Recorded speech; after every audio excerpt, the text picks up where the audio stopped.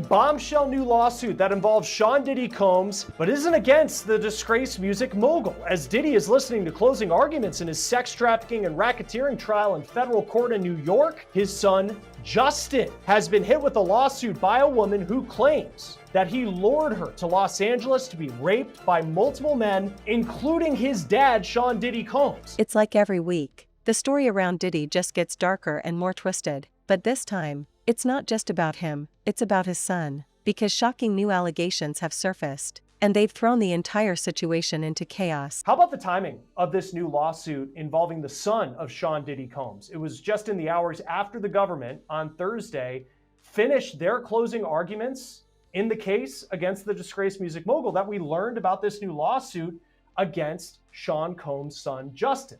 Justin is one of Diddy's 7 kids. Here he is with his dad's arm around his shoulder. Justin has been in court supporting his dad, just as his siblings have been over the past 7 weeks of testimony. Now, listen, whatever your feelings are on Sean Combs and whether you think he's guilty of the charges that could put him in federal prison for the rest of his life, you just have to think how difficult it must be to hear about all the sexual exploits of their father.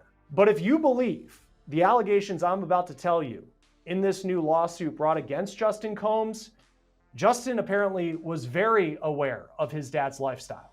The new lawsuit that just dropped was filed by a woman from Louisiana who says in 2017, Justin Combs coaxed her to come to LA because she says that Diddy's son promised her a job in the entertainment industry. She claims the two had met on Snapchat, and Justin allegedly asked for explicit pictures, and she sent them. The woman, who's not named in this suit, says when she got to LA, she was raped by several men, including a certain music mogul now at the center of this high-profile, historic trial in federal court in Lower Manhattan. Yes, Sean Diddy Combs. The alleged victim claims that Justin invited her out west for a weekend to talk about her career. But when she got there, she says she was kept in a house in Beverly Hills. And according to the lawsuit, things seemed fine at first, but when she allegedly asked Justin Combs if they were going to leave the house, he said no. She claims that Justin Combs offered her alcohol, pills, and weed, and she thinks that the weed was laced. Now, you can see in those allegations some of the comparisons in this lawsuit to the so-called freak-offs that we have been hearing about for weeks at the center of the Sean Diddy Combs sex trafficking and racketeering trial. The woman says after she took the drugs,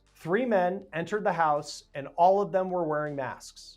Now, it's unclear what kind of masks the men were wearing, but when I read that part, I thought about the testimony of Sheree Hayes in the Sean Diddy Combs trial, the escort known as the Punisher. He testified that during a freak-off, Sean Combs allegedly wore a face covering that he likened to a Muslim hijab. In the lawsuit against Justin Combs, the alleged victim says that she knew that one of the men was Diddy just because of his mannerisms, but how about this? She also knew it was Diddy because she says that Justin, as his dad entered the home to allegedly rape a woman that he brought to LA, called Diddy, quote, Pops. Now, we see on Justin's social media that Pops is the phrase that he often uses for his dad. In this lawsuit, the alleged victim claims that she was led to a bedroom where she was allegedly told, quote, you better let this happen or else. Then she says that each man took a turn raping her, calling it a, quote, brutal gang rape. After that, she was taken to an airport on Monday and flown home. Not only is Diddy facing the possibility of spending the rest of his life in prison if convicted of all the charges in his sex trafficking and racketeering trial, there have been nearly 80 lawsuits filed against him in civil court. Many are still active. Several of the lawsuits accuse Diddy of sexual abuse and are filed by people who are not giving their names, just like in this lawsuit that we're talking about. This also isn't the first lawsuit that Justin Combs has recently faced. Justin was named in a suit brought by music producer Rodney Jones, who goes by Little Rod. Rod claims that Diddy coerced him into sexual acts, and you can see the suit also names Justin Combs and accused Justin of covering up a shooting in 2022 at... What's being said right now is enough to change everything we thought we knew about Diddy, his family, and the empire he tried to build. This isn't just another headline. This is the kind of revelation that stops the industry cold, because for the first time, people are openly questioning whether Diddy's son might have been more involved in his father's world than anyone realized. The accusations are disturbing, and the whispers coming out of the investigation are painting a picture no one saw coming. According to sources close to the ongoing legal chaos surrounding Diddy, investigators have been digging into his inner circle, every assistant, every security guard, every family member, and somewhere in that process, they started finding connections that led straight to his son, documents, messages, timelines, all hinting at involvement in situations that were once thought to be Diddy's burden alone. And when those connections started to surface, people inside the case said it sent shockwaves through everyone around him, because Diddy could deny, deflect, or spin the story however he wanted when it was just him, but once his son's name came up, that changed the entire game. Little Rod's studio in LA with his dad. In May, a judge did dismiss Justin from Little Rod's lawsuit, so he is no longer facing those allegations. As for the lawsuit filed in the hours before his dad's attorneys were to make closing arguments, E! News reports that Diddy's attorneys have denied the allegations, but it's unclear what Justin's response is at the time of this recording. Joining us now is criminal defense attorney Will Corman. Always great to have you on Law and Crime. Thanks for being with us. What stands out to you in this lawsuit that Sean Combs is named, but also his son Justin? Well, it's interesting. I think the connection to Sean Combs is pretty tenuous. You know, we've gone through this all. It almost seems the one connection to Sean Combs that they actually put on him is the allegation that Justin called one of the masked men Pops during the course of the assault or just before the assault. That's it. The other connection, obviously, is that Sean Combs is Justin Combs' dad. So I think it's a bit of a stretch. Again, we're just receiving these documents now. We're just going through this lawsuit now. Perhaps there's more out there, but it really doesn't seem that way. And of course, people who are victims of sexual violence, you want them to get their justice. We have seen dozens of lawsuits filed against Justin's dad in the wake of when he was indicted for the trial that he's on right now. How do you go through these lawsuits and understand who's telling the truth and who actually has a case that could be heard in court? Someone like Cassie Ventura, when you see that video from 2016, or you do look at some of these Jane Doe lawsuits and you wonder how many of them are true. Look, as a criminal defense attorney, it's my job to be cynical, and it's my job to, review everything with a pretty jaundiced eye. So the question really becomes are there corroborating facts and circumstances from Jump Street that make sense? So for example, if this lawsuit is alleging that something happened in LA during a specific period of time, do we know that Sean Combs was there? Do we actually know that he was present in LA? These things aren't difficult to find out, but it's those baby steps to trying to build the foundation of a lawsuit to see what's realistic that really matter in a case like this. And as you so correctly said, we want victims of domestic violence, of sexual violence, and so on and so forth to actually be compensated accordingly. Unfortunately, when we have circumstances where we have somebody famous who's been charged with crimes, we have somebody famous who's been sued, there can be instances where other folks jump on the bandwagon. And I'm not suggesting that's what's happening here, but it is something that everyone needs to look at skeptically. Right, absolutely. If you were to bring a lawsuit against someone like Justin Combs, or any of these, and even the cases involving his dad, and you're bringing a civil suit, what facts do you need to have? I mean, certainly if you have a victim who says that this happened and they're ready to, they're able to provide some corroborating evidence that something happened, what do you actually need to be able to go to the courthouse and say, I'm filing a lawsuit against this person? I think that you need to have somebody who's willing to state under oath that this is what happened to me, that this is what I'm alleging, these are my damages, this is how it's impacted me. And as an attorney, again, I would want to make sure, especially in a lawsuit like this, where it involves a high-profile person, but quite frankly, in any lawsuit, that there is some corroborating information out there so that my lawsuit isn't tossed out of court pretty quickly. And reading through this complaint, it mentions several other lawsuits. You have the lawsuit from Rodney Jones, who's known as Little Rod, and Sean Combs is facing that lawsuit, and his son was named in it, but has since been dropped. What do you make of? Now this isn't just about a fallen music mogul. This is about a family being pulled into the same darkness he created. For years, Diddy has been seen as this untouchable figure, the man who made it to the top, who outsmarted the system, who turned every scandal into a comeback. But behind that glossy surface, the rumors about how he operated never stopped. People talked about the bad boy lifestyle, the late-night parties, the powerful guests, the unsettling behavior that insiders claimed was an open secret. And the most disturbing part? Some of those same insiders now say his son was around for more of it than anyone ever realized. According to multiple insiders, new legal filings are pointing toward both Diddy and his son being connected to a case that's now under heavy federal review. We're talking about sealed documents, anonymous witnesses, and disturbing allegations that are making even Diddy's most loyal supporters distance themselves fast. What's being said behind closed doors right now is that investigators about it having all these other different cases and elements brought in. What is the attorney here trying to prove? Well, it almost appears as if the attorney is saying, where there's smoke, there's fire. So here are all these other lawsuits, and I've reviewed the complaint, and they talk about them in some detail. They don't just list them. They say, this happened on this date, and this person sued Sean Combs here, and this person sued Sean Combs here for this set of facts and circumstances. And they're essentially trying to say, because there's all these other lawsuits, you should give this one a stamp of approval, because again, where there's smoke, there's fire. Tony Buzbee, his law firm is bringing this. He has been in the civil world a very, very prominent name. For those who don't know him, and you work in criminal defense, what do you know about Tony Buzbee? Knowing that it's his law firm bringing this, what does that tell you? I don't think that the Buzbee law firm is taking these allegations lightly. I believe they have the resources to do their own investigations prior to actually filing these suits.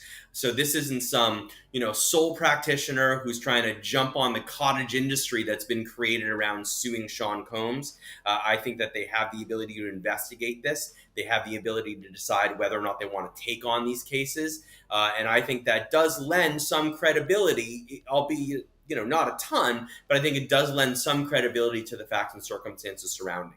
In other words, this alleged victim didn't just walk in off the street to some random law firm who then is saying, oh, we now have the ability to sue Sean Combs. This is someone who's been down this well-trod path before and probably knows exactly what the pitfalls are in suing somebody as prominent as Sean Combs.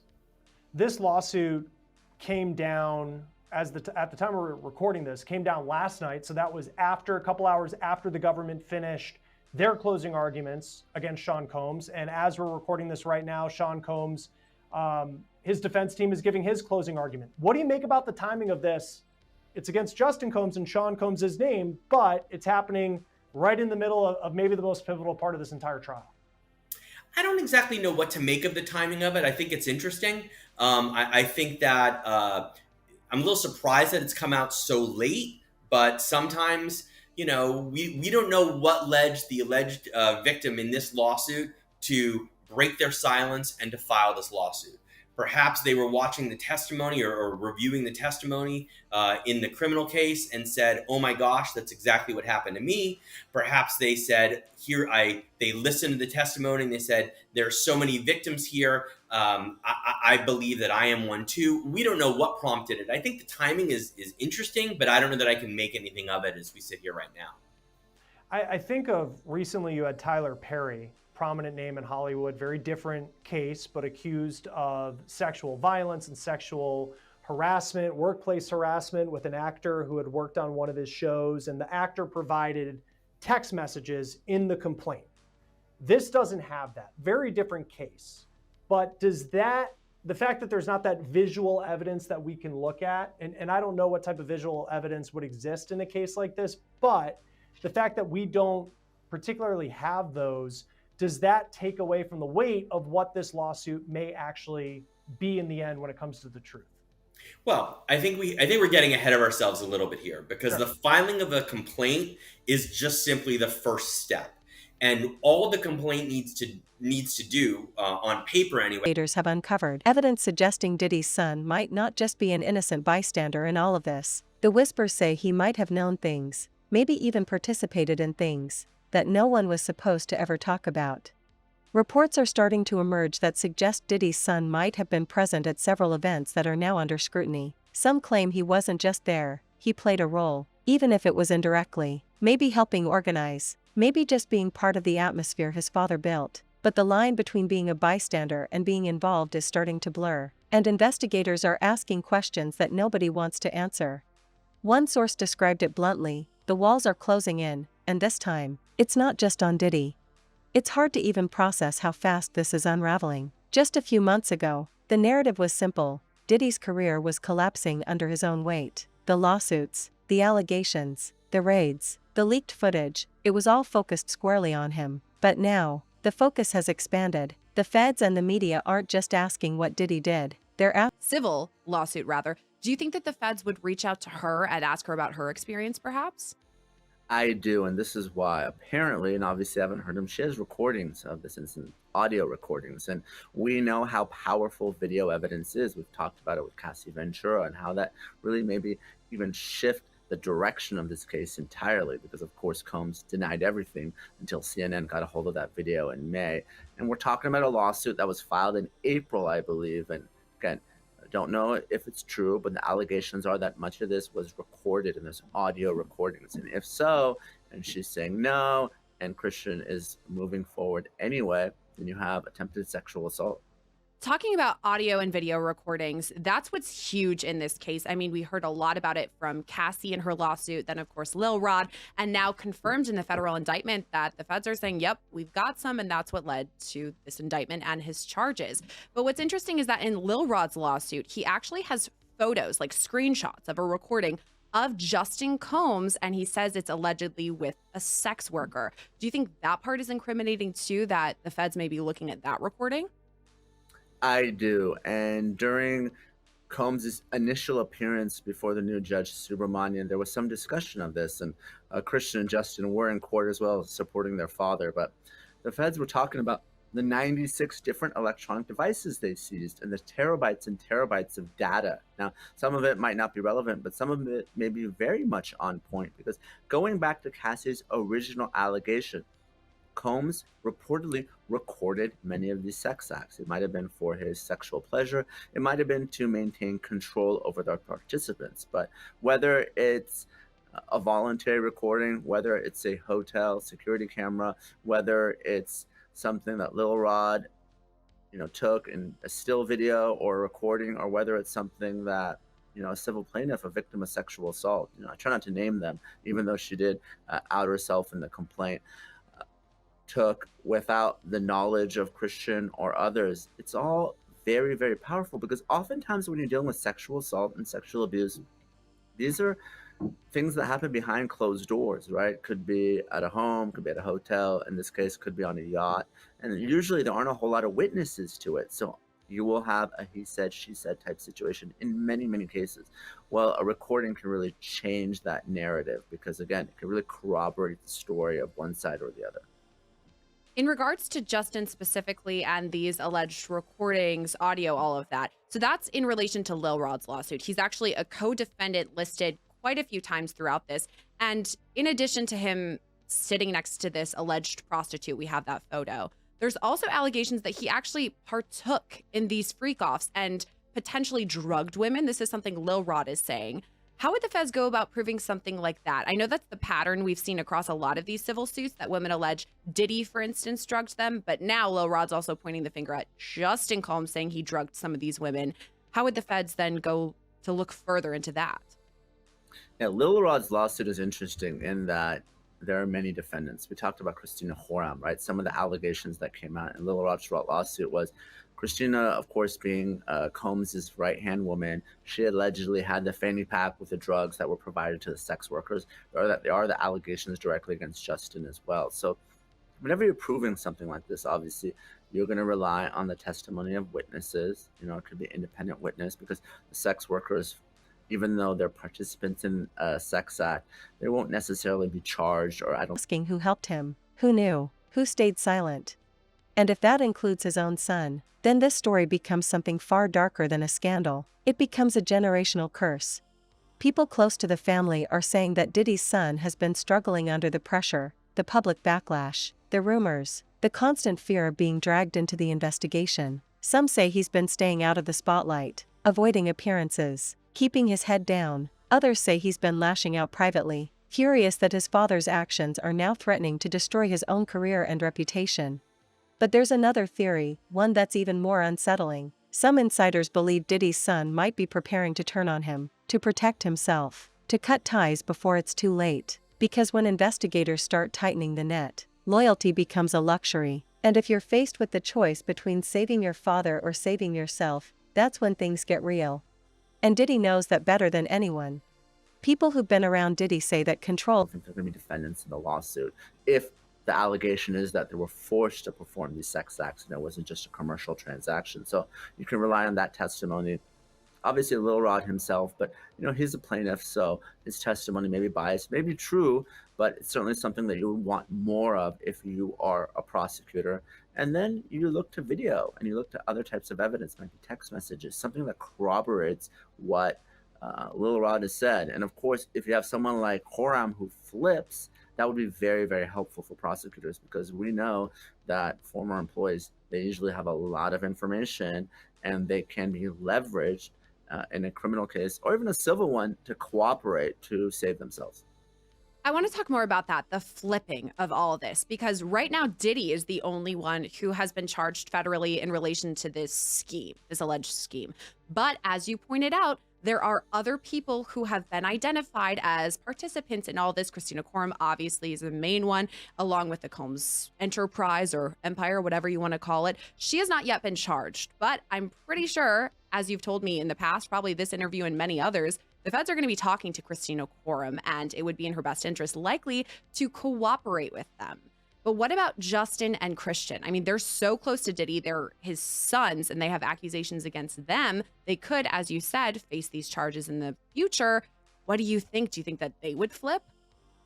I think it's a lot less likely that Justin and Christian would flip. I've seen children testify against their parents. We've seen it on Law and Crime many times, and obviously it makes for great drama and courtroom theatrics. But I think in a case like this, it's going to be less likely. They really owe everything to their father, right? He's obviously someone with significant financial means. He's someone that's going to pay for their lawyers and protect them. I think it would be pretty surprising to see a flip like that. Of course, anything's possible, but I think it's less likely, given that there are people that really don't have that familial tie. They don't have their legacy. They don't have potentially hundreds of millions of dollars to lose if they end up turning sideways on their parents. So it's obviously a possibility. I think it's highly unlikely, especially what we saw during that first hearing.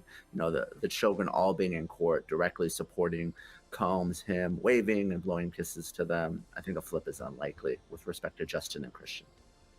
Yeah, what do you make of that? Obviously, they're supporting their father, as you've discussed. They were actually in the courtroom supporting him, as you said, blowing kisses, all of that. But then there's also headlines, photos, videos of Christian Combs, who's been out partying after all this. People are obviously clamoring at any sort of Diddy news. But do these two have to kind of keep in mind that the focus is going to be on them? They are being watched, I mean, in relation to what their dad was doing, but also their allegations against them. I mean, is this something they should be keeping in mind, their public image? I do, Sierra, and it's not just about the courtroom. We've talked about the court of public opinion in a case like this, and the jurors are ordinary people, and everyone knows who Sean Diddy Combs is. And if there's this sort of very high-profile criminal trial happening in May or sometime in 2025, and the perception is that the family doesn't take this seriously, they're partying, they're drinking, it really plays into some of the allegations that this was just a party lifestyle, and these individuals thought that has always been his weapon. He doesn't just manage his image, he manages everyone around him. Friends, employees, even family. He built an empire on fear, manipulation, and influence. But once that grip starts to slip, once people start seeing a way out, that's when everything he built starts to fall apart. And right now, that's exactly what's happening. His world is crumbling, one piece at a time. Some reports even suggest that investigators are looking into communications between Diddy and his son, private calls, texts, and emails that could reveal how deep his son's involvement really goes. If those messages show any level of coordination or awareness of the situations being investigated, then this could escalate fast. And if that happens, the story stops being about Diddy the mogul and becomes about Diddy the father, a man whose own son is now trapped in the web of his downfall. But the disturbing thing is how predictable this all feels, because Diddy didn't build an empire on stability, he built it on sever, you have conflicts, things like that. So they may be added as unindicted conspirators, but not defendants in the caption. So if I were the prosecutors in the next few months, and this May 2025 date is ridiculous, it's going to be pushed back. They are probably going to continue to do grand jury work on potential additional victims, additional conspirators, and they may be named in the indictment, but not put in the caption as a defendant. So that's what I predict. You're going to see at least 1, 2, or 3 superseding, amending indictments in the next few months, in my view. Do you think it's in the best interest of these celebrities who they themselves know they were involved? They may have even spoken with an attorney in regards to these civil suits that have yet to be filed. So these people who know that they were part of it, do you think it's in their best interest to reach out to federal prosecutors and say, hey, I'll tell you everything I know right now and work alongside you? That's an outstanding question. The only way that's going to happen is if the person, in consultation with their attorney, have concluded that they were part of a conspiracy and they in fact did things that violated the federal laws. In that case, they may want to reach out to stop the bleeding or delay the inevitable, because they're eventually going to get a call from the federal prosecutors. But it depends on how much information their attorneys think inculpates them and puts them in harm's way. But if they don't have any strong legal exposure, if I were their attorney, I'd say lay low, don't reach out, let them come to you. But if there is strong evidence, I would call the prosecutors, because it's going to come that they will be added at least as an unindicted conspirator. And you mentioned your prediction about no defendants being added to this, only P. Diddy, because that makes sense. The feds want to go after him. He's the kingpin in all of this. So potentially not another defendant in these celebrity names that we do not yet know. But do you think it's possible that down the line, this Diddy case is completely over, a verdict has been ruled, all of that, that then the feds could go back again to these people who weren't initially charged and then pursue legal action then? I do, but I think the more practical thing is they're going to build their case and focus on Diddy. But at the same time, if they have people that should be charged, they're not going to add them as a defendant in this Diddy case, but they may work out charges in a parallel project to get them to cooperate and to be witnesses. And if they testified at the Diddy trial, they would be offered as an unindicted conspirator of Diddy. That may be the way to do it. Going after them after Diddy is concluded, there's less incentive, and here's why. The prosecutors have their trophy, they have Diddy, they can put it on the wall, end it, close it down, and just move on to another case. Now, we don't know the specifics yet. I know we're all dying to hear the names and how these people were involved and to what degree. But just a basic question about all of this. If they were there, they witnessed a crime, they can see that something is going wrong, a person's being drugged, or there's a minor, there's a rape, whatever it is. Are these people compelled to report that? No. There's a concept called misprision of felony. And if I witness you, Sierra, robbing a bank, and I'm on chaos, he surrounded himself with loyalty that was bought, not earned. He blurred the line between business and family, between mentorship and control. So it's no surprise that now, as the truth starts spilling out, even his own blood can't escape the damage.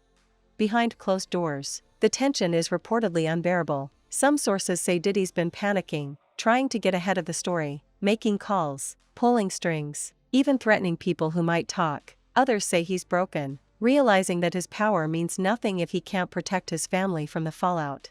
And that's the part that hits hardest, because for all the flash, for all the money and fame, Diddy's empire was built on image, and now, that image is shattered. The world is seeing the real man, and it's not the one he's been selling for the last 3 decades. What's worse is that these new allegations don't just affect him legally, they destroy the last piece of humanity he had left in the public eye, the idea that his son, his own flesh and blood, across the street, and I saw you come out of the bank with a gun and the money. I don't have a duty to report that to police. However, if I attempt to conceal what I just observed, that could be considered misprision of felony. But if they just observed a crime and did nothing else, there's no duty for them to report other than their conscience and their moral compass.